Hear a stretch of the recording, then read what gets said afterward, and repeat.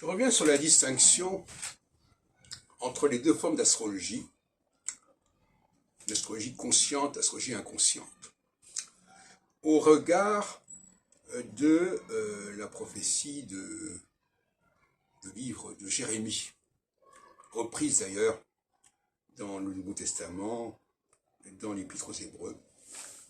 C'est le problème de la Nouvelle Alliance et de l'Ancienne Alliance. Et sur ce point-là, je crois qu'il y avait beaucoup de confusion. Alors, je voudrais quand même clarifier les choses. D'ailleurs, moi-même, je n'ai pas tout de suite compris exactement ce qu'il en était. On va dire les choses comme elles sont. Au départ, il y avait une astrologie qui laissait un certain libre arbitre, qui laissait un certain laps de temps pour que les choses se fassent. C'est l'astrologie que j'ai retrouvée avec le cycle des périodes de 7 ans. Ce sont des choses relativement simples, 7 ans, 7 ans, 7 ans. Ça laisse le temps de se retourner.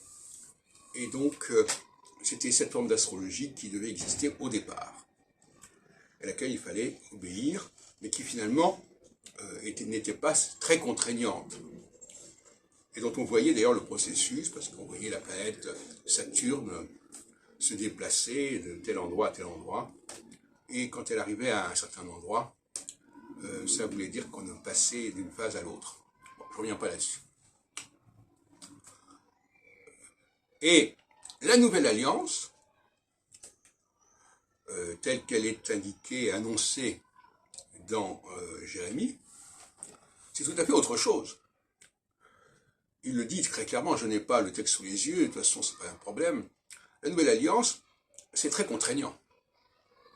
C'est tellement contraignant qu'on ne peut pas désobéir à cette Nouvelle Alliance, parce qu'on n'a pas prise dessus. Quand on ne sait pas quelque chose, on ne peut pas agir sur cette chose-là. L'Ancienne Alliance, il y avait un savoir qui existait et que l'on pouvait plus ou moins respecter ou pas.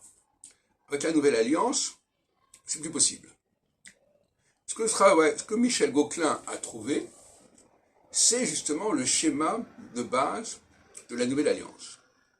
Ce qui montre d'ailleurs que cette Nouvelle Alliance, elle est bel et bien entrée dans les faits. C'est un système extrêmement contraignant, sur lequel nous n'avons pas prise, avec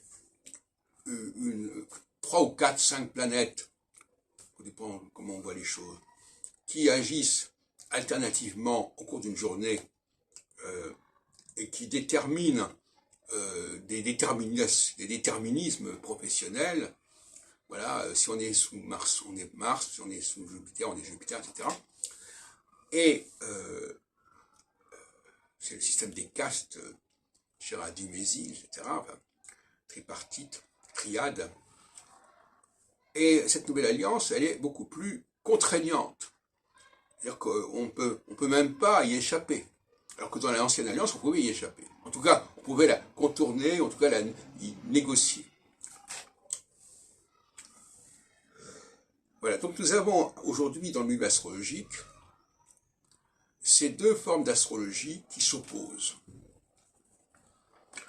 L'une, alors avec des formes plus ou moins dévoyées, mais quand même, l'une qui est celle du thème natal, qui est celle de la date de naissance, de l'heure de naissance, et qui est quelque chose que nous ne contrôlons pas, parce que ça se passe dans un temps extrêmement court, de quelques heures, alors que dans le système de l'Ancienne Alliance, on était dans les 7 ans, là on est plutôt dans les 7 heures. En gros, hein. Donc c'est pas du tout la même dimension, la même échelle de temps. Et donc, on a cette dualité entre l'astrologie de la Nouvelle Alliance, qui est très contraignante, qui est inscrite en nous et auquel on ne peut rien faire. On ne peut pas décider de qui fait quoi, c'est décidé. Voilà. Bon, alors l'astrologie génétliaque, que Gauquelin a validée d'une certaine manière, mais pas autant qu'on pourrait le croire, mais enfin quand même, voilà, c'est l'astrologie de la Nouvelle Alliance. Et moi, peut-être parce que je suis juif, je ne sais pas, je prône le retour à l'astrologie de l'ancienne alliance, c'est-à-dire une astrologie des 7 ans, de 7 ans en 7 ans, comme on le voit dans l'interprétation de Joseph quand il parle du songe de Pharaon, dans le livre de l'Exode. 7 années de vache grasse, 7 années de vache maigre, etc. Voilà.